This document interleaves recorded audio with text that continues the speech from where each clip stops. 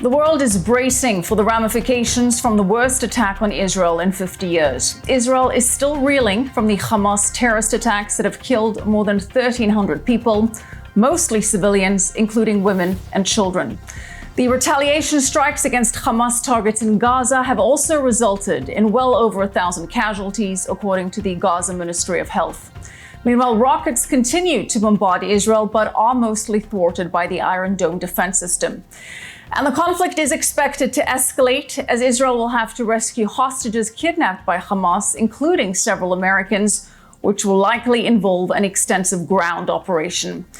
There's also concern that Hezbollah, another Iranian-backed terrorist organization, may use the opportunity to strike, and that the conflict could escalate, bringing in other regional powers and groups hostile to Israel and the U.S.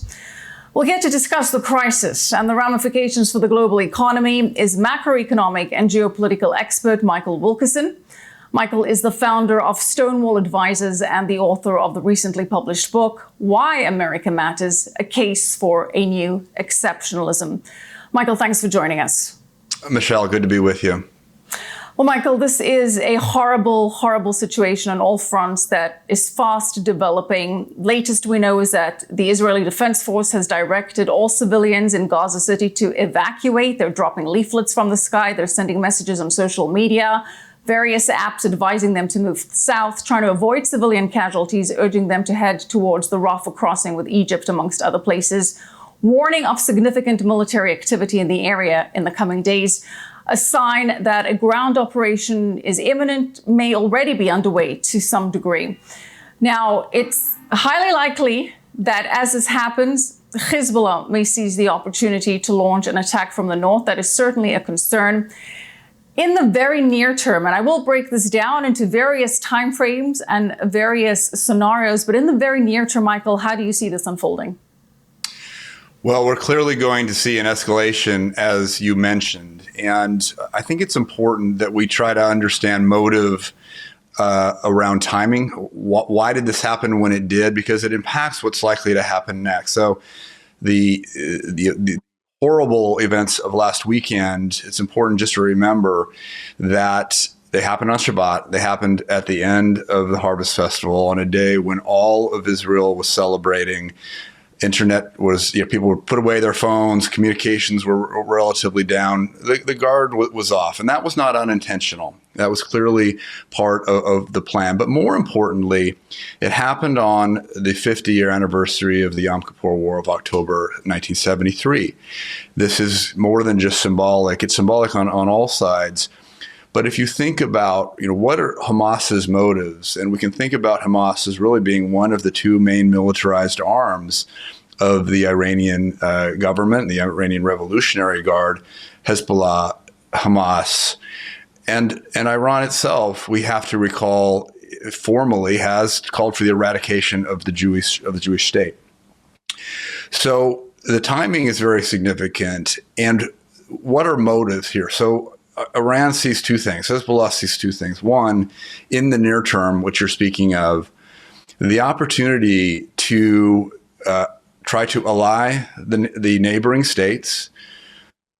Iran very keenly aware of the threat of the recent rapprochement, the agreements between Israel and the more moderate Muslim states, Saudi Arabia, going all the way back to the Abraham Accords, Bahrain, UAE, and others, looking at what's happened in recent months and seeing this as an opportunity to try to divide the increasing alliance, increasing agreements that have occurred with Israel from those nations.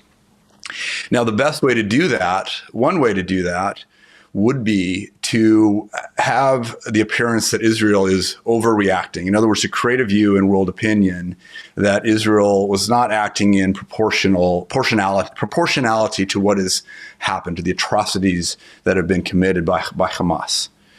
Now, that shifting of the narrative is already taking place. You see the media battle going on right now over, what is an appropriate response, what could be done, what should be done. You see governments trying to balance a very thin tightrope between what is appropriate response, what is appropriate support of Israel, and not ratcheting up the escalation ladder, moving into a direction that is going to cause significant escalation of the conflict.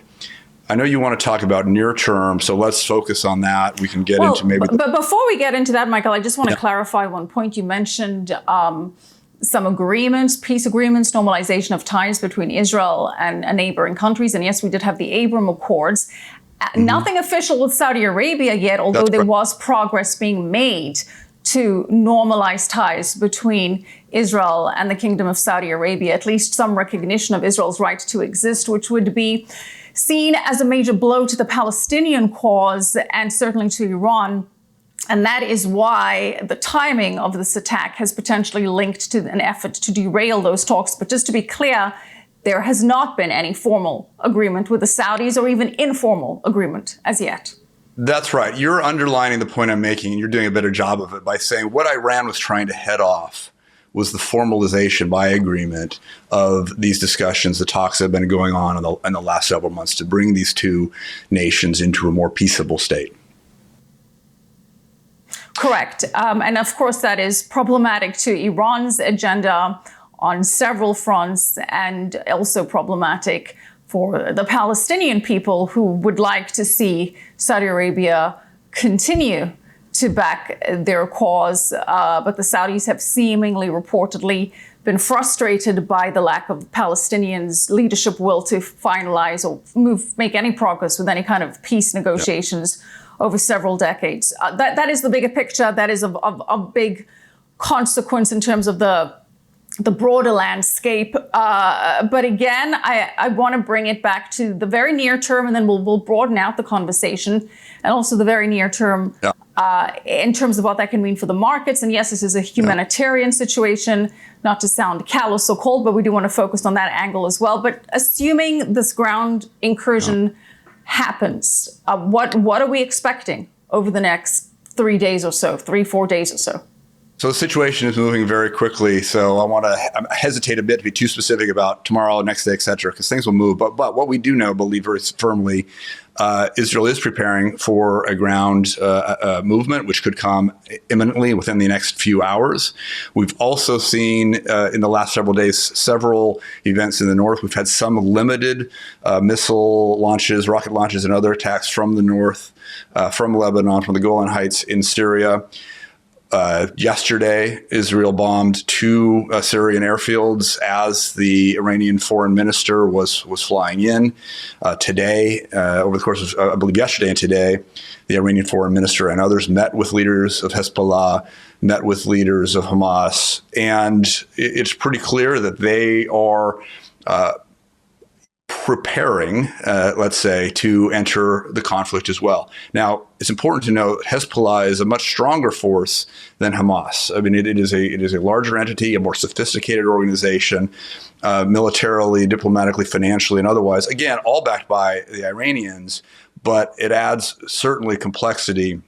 And it risks extending the field of battle into a multi-pronged front. It likely brings in other nations, and it risks, of course, expanding this conflict into a regional battle. Yeah, which would be very devastating, and keeping in mind that there are also Americans directly involved in this, with American hostages being held captive by Hamas in Gaza, which further complicates the situation. Even though this is a super tense, very volatile dynamic right now, Michael, in terms of market reaction, somewhat muted overall, at least in terms of U.S. equities. Hasn't been much concern there. We did see some movement in the precious metals market, gold and silver moving higher ahead of the weekend. Gold now trading back above the $1,900 an ounce level again. Oil up, but mostly due to tightened sanctions against Russia. Again, not to sound cold to the bigger humanitarian plight here, but in terms of what you're expecting as far as near-term market and commodity reaction, what do you think we could see? Well, it's been very interesting. You said it. The markets have been very muted. Equities have gone nowhere. let's talk about oil for a second. Oil we saw rally from under $70 in May, June to over $90 towards the end of September. Then we had a bunch of technical selling, long positions closing out, options expiring, all that sort of thing. And oil, WTI, fell to around $80 a share from above 90 just a few days before. The reaction that we've seen was to bring oil back to around $85 where it stands today. WTI, the spread against Brent has narrowed. It doesn't feel like the market is pricing in an Armageddon scenario, both in terms of even metals, because gold and silver were going the opposite direction in a bear market over the summer, rising, yes, recently in reaction. It does not feel like the market believes that this is anything other than, to misuse a phrase, a soft landing. In other words, that somehow this will all blow over or not have what many consider to be the potential for very serious longer-term ramifications. So I think that look, I'm still very bullish on oil for all of the geopolitical reasons that we've covered in previous conversations. I do think that that gold has a strong defensive position in this environment. You see what's happening with yields, and while I hate to say it because I don't appreciate what they do for a living, the defense companies are likely to continue to perform very, very well. We saw some companies up by 10% in the last 5 days, some of the weaker performers up by 5%, and I think they're going to continue to perform. We're also seeing resilience with the dollar. Yes. And it's been interesting to watch, the dollar move through its phases, of course, coming off of last year, some very high highs, settling into a range. But of course, we know that in times of crisis, the U.S. dollar is a safe haven. And no matter what you think about the long-term prospects, the very long-term prospects for the dollar, given where we are with our debt, et cetera, that's a different conversation. In the near term, in moments of crisis, the dollar does well, and that has always been true and continues to be true. Well, to your point, it does not seem as though the markets are really pricing in an Armageddon scenario. Let's certainly hope that they are correct. So let's break down the best case scenario out of a very bad situation, a terrible situation. And then I want to focus on the worst case scenario here and what the implications are for markets, commodities, across the board. So best case scenario here. And again, Michael, this is a terrible, terrible situation. There isn't really any positive news that can come out of this, but perhaps that it somehow remains somewhat contained and there are no major spillovers. Is that what we could say is the possible, as I say, best of the worst case scenarios here? What does that look like to you? I believe that let's go with what the market is pricing and kind of extrapolate from that, which is that it is contained to the region, that Israel's response is proportionate. When we say region, we mean between Israel and Gaza. We don't mean Hezbollah coming into this fray in any meaningful way. I think that is inevitable. So I am assuming that Hezbollah comes in. So when I'm saying regional, I suppose it is the borders of Israel. Now, so it is, in my view, inevitable. I don't see a scenario where Hezbollah does nothing. The provocations are there already. Now, I could be wrong. So maybe there's a better than expected best case. But more importantly, what I mean is that the nations of the world get involved in such a way. Let's go back to 6 months ago. China brokered what was an agreement, a reconciliation agreement, unprecedented, between Saudi Arabia and Iran. No one thought that was possible. Iran and Saudi Arabia joined BRICS Plus. They have reasons to find each other here. Now, I think they're terrible bedfellows, and I think it's an unnatural relationship given their history, given the religious differences, given the competition for dominance in the region. Having said that, there is a possibility. We're going with the best case scenario, which I don't necessarily believe in, but a possibility that the global leadership around the world, a measured but proportionate and just response from Israel without falling into the trap of pulling in other nations. And I'm not saying Israel would be responsible for doing that. That's the best case scenario. However, the danger that I see here, Michelle, is that we are in a 1914 type of scenario. And I'm not exaggerating to say the dangers of 1914 were that it is impossible to predict the consequences upon consequences of moving up the escalation ladder, of seeing events that happen. Every party, as you get more parties into this complex situation, has their own interests. And the issue is not even their own interests, but that mistakes will be made, and there will be escalations that are unplanned, provocations that will result in reprisals. So we're in a very dangerous period of time here, a level of danger that I don't believe is being appreciated by the markets, by the general public, and that I think has a reasonable chance of developing into something worse. Well, what do you make of the fact that we have U.S. aircraft carriers in the region? Is that seen as a deterrent, or is that seen as a potential fuse for this to blow up and expand in an even bigger way?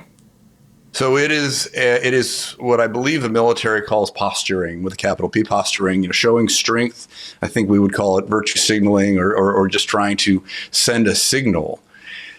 The risk, of course, is that those carrier groups, strike groups, come under attack by unsophisticated means. Consider that what happened with this attack over last weekend was that Hamas went dark. They weren't sending a lot of digital communications. They had gone back to the analog world. The U.S. Navy, U.S. military, the Israeli Defense Force have gotten very, very good at signals intelligence, at understanding how to fight sophisticated modern warfare, human intelligence, being able to deal with lower level analog attacks. So what am I saying is that those strike groups are placing themselves potentially in increasing risk. Moreover, if they wanted to play a role that was beyond posturing or signaling, they're in the wrong ocean. Okay, they shouldn't be in the Eastern Mediterranean. They should be moving to the Indian Ocean, where they actually have a deterrence and a real potential to deal with Iran, which is, of course, the source of all of this. Now, that poses the same risk that I just described in the Eastern Mediterranean. But if you want to think about a real way to detour, those groups are probably in the wrong part of the world. Are the aircraft carriers there not serving as some kind of deterrent to Hezbollah? Because as you said, Hezbollah is very different from Hamas. Hezbollah has hundreds of thousands of precision-guided missiles made in Iran, transported from Iran and Syria to Hezbollah. So very different from the caliber of rockets that we're getting out of Gaza. Yeah, right? You make an excellent point, and I think so. One pivot from what I just said would be that the Gerald Ford carrier strike group remains in the Mediterranean, and the USS Eisenhower, which is being rekitted and ready for deployment out of Virginia, will end up going elsewhere rather than as a second group in the Eastern Mediterranean. Okay, so let's go with the best of the worst case scenarios here. There will have to be some kind of major offensive into Gaza to get those kidnapped hostages, which are reportedly held in underground tunnels that Hamas has dug. Hamas uses money donated to it in order to facilitate this infrastructure of terror and intentionally positions them under civilian targets. Unfortunately, they position these tunnels under UN hospitals, UN schools, and just general civilian targets. So in order to minimize civilian casualties on both fronts, Israel is going to have to go in. If this operation happens over the weekend, it's likely to continue. And again, I know that this is a lot of prognostication, but what are you expecting come early next week in terms of markets? What are the markets looking at for some kind of trigger that you see shooting gold up, shooting the price of oil up? What would be something that could sort of trigger a major market reaction from markets which overall, as you pointed out, are not pricing in an Armageddon scenario? As terrible as what is happening in Gaza is, and if you think about even all the potentialities of the way that it could play out over the next several days, I don't see anything there specifically bringing about the kind of market reaction you're describing. Now, if there was a major offensive, if there was a dirty bomb, a small nuclear device, other things that were outside of the scope of what people expect or is likely to happen, I think then we're talking about a different scenario. In terms of the operation in Gaza, I don't believe that it's likely to create a market reaction. If Hezbollah comes in force, then there is a possibility of reaction. I think one of the concerns that isn't necessarily market related is, of course, that the IDF is building up its capacity. So they've called up, I believe, 360,000 reservists, but they are reservists, and it's going to take some time to bring them up to full operational capability, to train them for the kind of operations. This is the worst possible kind of urban warfare. Urban warfare is the worst possible kind of military action imaginable, and the most difficult to get off and get right. So likely, in my view, is the markets don't really move much opening the week, regardless of what happens in Gaza over the weekend, save for one of the extraordinary events that we just described. Right. And of course, let's not forget, we've also got the West Bank, Michael. I mean, yes. So far, we haven't had much disturbance from the Palestinian Authority in the West Bank, other than their support for the Hamas operations. But should the Al-Aqsa's Martyrs Brigade or Fatah, which are in the West Bank, also seize this opportunity to get into the fight, this truly becomes then a multi-front war. Even if it's contained within the borders of Israel, it does then become a multi-front war if you've got Hamas, Hezbollah, and potentially some kind of unrest from either Islamic Jihad, Al-Aqsa's Martyrs Brigade, or Fatah. Yes, and I think, so you mentioned the West Bank. I think about today, we're recording this on the so-called Day of Jihad, Day of Rage, where former Hamas leadership are advocating that Muslims around the world stand up, take up jihad in various forms or fashions. There's been a lot of fear and intimidation created around that. But we have seen some things that are already happening where this front is spreading. France today had a very significant attack from Chechen jihadists, and they have now made illegal any kind of pro-Hamas Palestinian protest within the country. There's talk about whether they need to outlaw the Muslim Brotherhood altogether. I give that as an example because after Israel and the United States, France has the third largest community population of Jews in the world. And so I do think this spreading of jihad is sort of an indirect issue, but you bring up the yet another front within Israel's borders. Okay, so a very tense couple of days ahead. Michael, the bigger concern is that something like this could spiral into what many analysts have said could be a potential World War III scenario here. Yeah. Which is not unfathomable. It is really not unfathomable when you bring in Iran, when you bring in the United States, when you also take into consideration the fact that, Ukraine and Russia conflict is going on. So there are only so many resources that can be allocated to several fronts at a time. There's also concern that China may be watching this and thinking that if this does continue to worsen, this could be a potentially good time, or from their perspective, this could be an opportune time to make some kind of move into Taiwan, with the distraction of all of these other factors.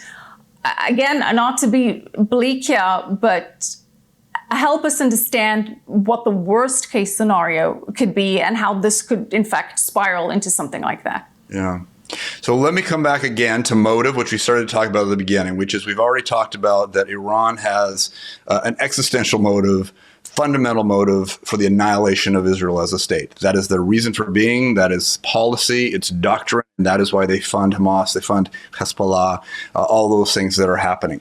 What have we seen in the last couple of years, which is as the U.S. has shown signs of weakness on the international stage, each actor potentially hostile to the U.S. has begun to act on some of their underlying motives. So we see Iran that was really hamstrung or held back during the Trump administration, now acting much more aggressively. We see China.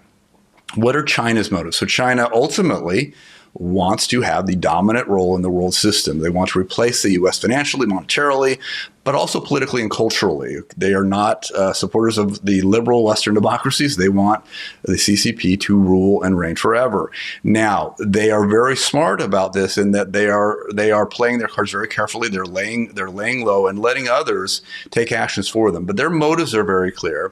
And like Iran, and I would argue like Russia, see this the current weakness in the U.S. administration as the moment to begin to act. So, for example, Russia taking the action it took in the Ukraine under some pressure for NATO expansion to act now during that time.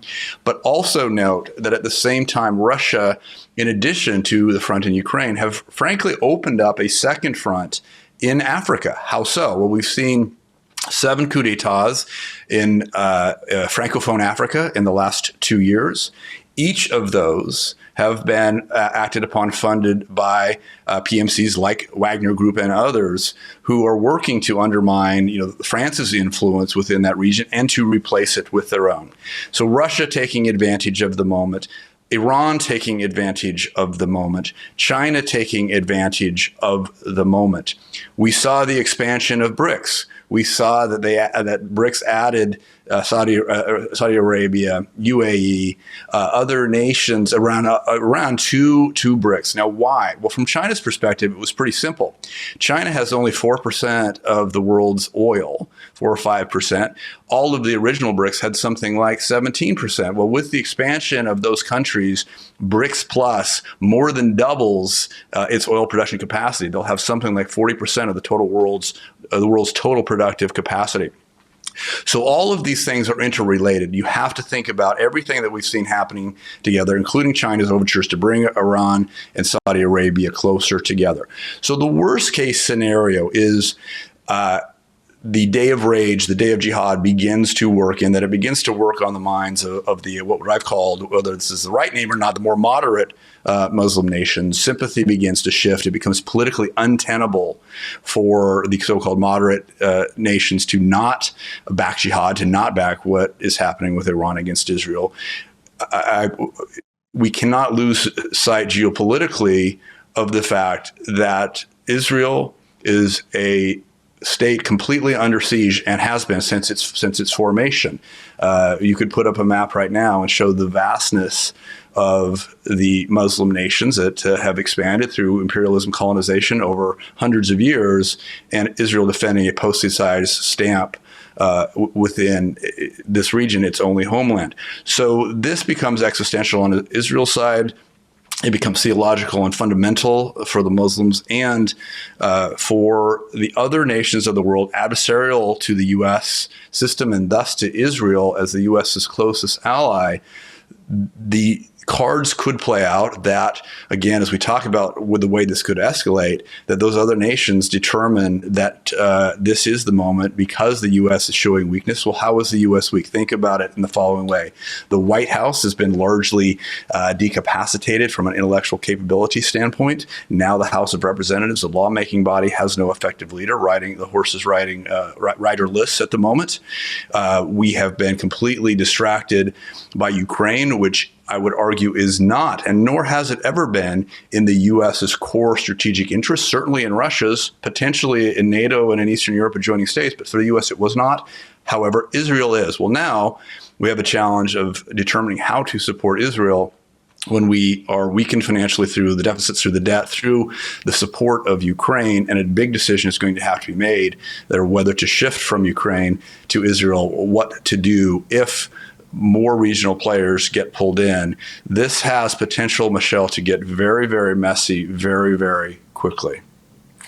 Right. And as you say, at a time when the U.S. is very, very, very divided, to put it mildly, ultimate division in terms of the U.S. and clearly vacuums of power in all senses of the word. I want to focus on the Iran angle here, because let's also keep in mind that Iran is, by most reports, just a few months away from advancing its nuclear weapons capabilities. And Iran has been receiving some funds not aimed towards that, but has had a lot of loosening restrictions with regards to sanctions and its ability to fund its nuclear weapons program. And by many accounts, that is pretty far advanced. Does that somehow result in a preemptive strike taken by either Israel, the United States, some joint effort with those aircraft carriers in the region? If this is indeed this call to jihad from Iran, as you say, and others say it is, at what point does it become necessary to go after Iran directly? Yeah, so this is one of the vectors, one of the potential avenues of the escalation that could get extremely, extremely dangerous. So you're right that, under the Trump administration, Iran was shackled in many ways from being able to continue to develop its nuclear plans. Many of those initiatives are now back online under the Biden administration. Money has been released. Sanctions have been eased. There's some question about whether the $6 billion that was in discussion last week has or will be released or not. It's not really the issue. The issue is that money is fungible. Money dedicated to humanitarian aid frees up money to be supplied to military or other resources that need. And it's not just the $6 billion. There have been billions and billions of others. Sure. Not to mention the tens of billions of armaments and kit left behind in Afghanistan for whoever wanted to pick them up at the local bazaar. So, specifically to your question, though, the nuclear risk is very real, and this is one of the potential topics that has to be going on in the defense and intelligence communities in Israel and in the United States, which is around Iran's nuclear capacity. Under what circumstances should those be taken out, addressed? It's important here that we all think about and reflect on the lessons of the Cuban Missile Crisis.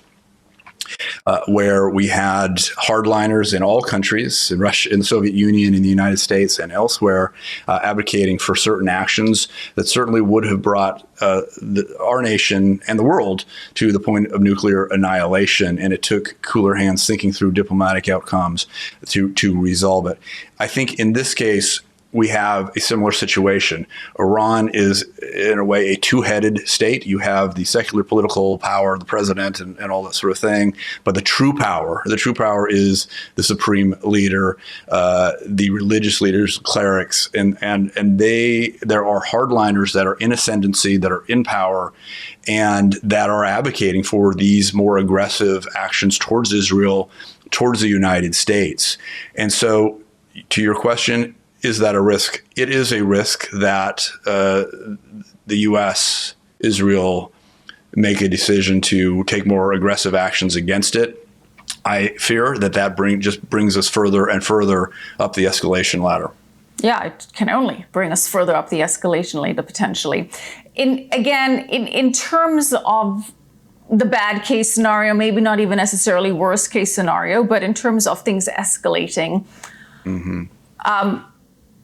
not to take anything away from the terrible humanitarian tragedy of it all, but from a portfolio protection perspective, what can one advise? What can one expect? Again, in the grand scheme of things, if it is a Armageddon and World War III, perhaps nobody really cares about what the price of gold is doing. Right. But in some sort of intermediate scenario, what are you suggesting? What are you looking at?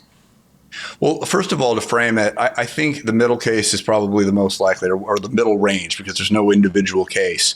But I go back to some of the things I was talking about at the beginning of the year, which is I think we're going to continue to see the rise of resource nationalism, one.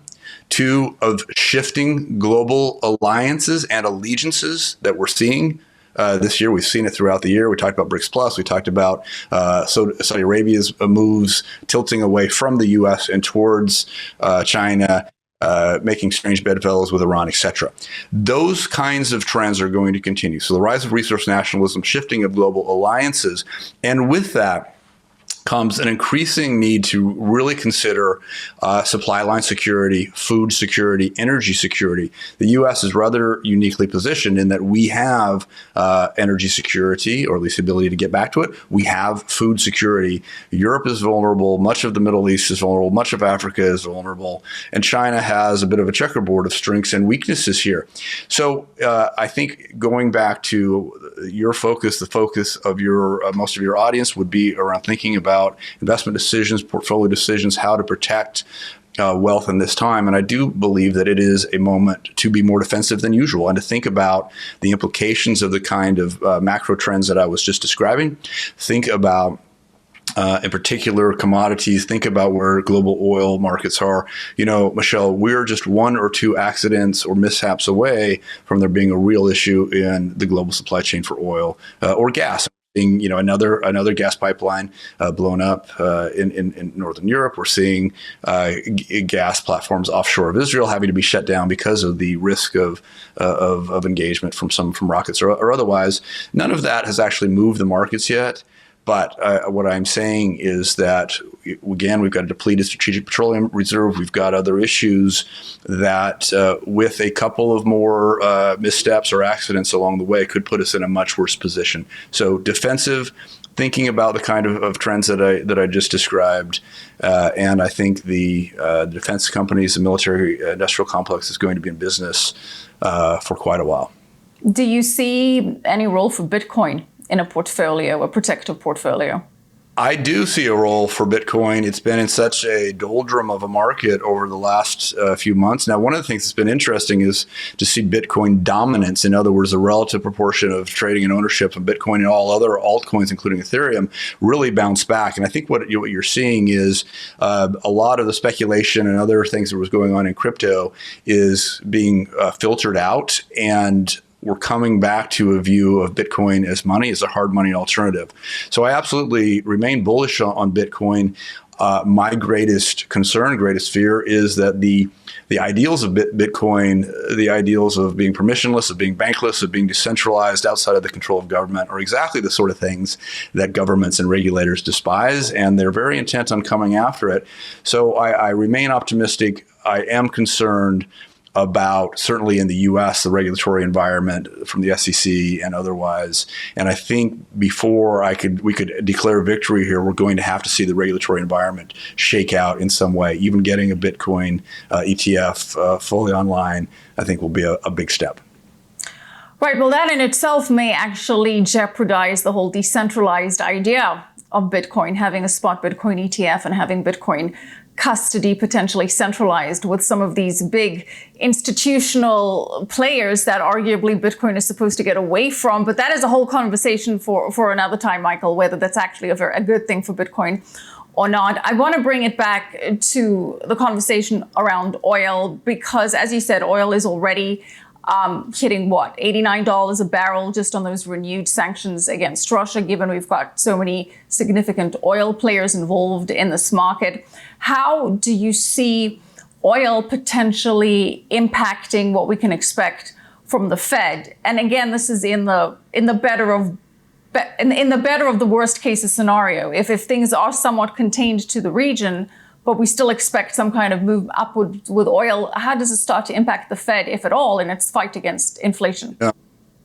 It's interesting. And if there weren't much bigger problems that the Fed were having to address, or bigger questions, I think the answer could be it could have quite an impact because of the recessionary implications that high oil prices would normally have. In my view, the bigger issue that the Fed is facing today, today we just got the CPI print for September. We saw that inflation CPI headline is still at 3.7, same as last month. Core inflation, excluding food and energy, still above 4%. So inflation is not going away. Bigger problem number one. Bigger problem number two, and much bigger problem for the Fed, because it's a big problem for the U.S., is that with target Fed funds rates at 5.25 to 5.75, what are the knock-on implications? Well, now interest on government debt. We have almost $33.6 trillion of debt today. We're ratcheting up interest at, I believe it's 1.4 trillion, most recent annualized. We're putting on, therefore, more debt to service the interest to the tune of $30 billion a day. So in other words, we're going to be adding on, a trillion here, a trillion there to the national debt. The U.S. government will not be able to sustain itself with interest rates at 5.5%. It's impossible. We will create a vicious cycle of deficit, what I called in an earlier article, the deficit debt inflation doom loop, because it will just keep circling and the numbers will just keep growing and the debt will start to go vertical on us. And it already is to some degree. So at some point, the Fed will have to pivot. And to me, that is a much bigger driver for the Fed's policymaking decisions than the war itself, than the threat of getting back up above $100 for oil, which I do believe is a possibility, if not a probability, here in the next few months. The bigger issue at hand is what to do about the fact that the U.S. government is driving itself into a fiscal wall. Right. Look, we're in very, very precarious times. Jamie Dimon saying that this is probably the most dangerous period in time in U.S. history in his living memory. Clearly a lot to see how things develop. Again, it's an absolutely devastating situation for the victims of these terror attacks, for the people on the ground that are suffering because of failed leadership on many fronts. It's a horrible, horrible situation and heart-wrenching on so many levels. Let's hope that from an economic front, as you say, so far the markets are not pricing in Armageddon, and that the markets are correct. We, of course, will continue to watch the situation very closely and hope for the best. Michael, thank you for your analysis. Appreciate it. Thank you. All right, and thank you for watching. We'll see you soon.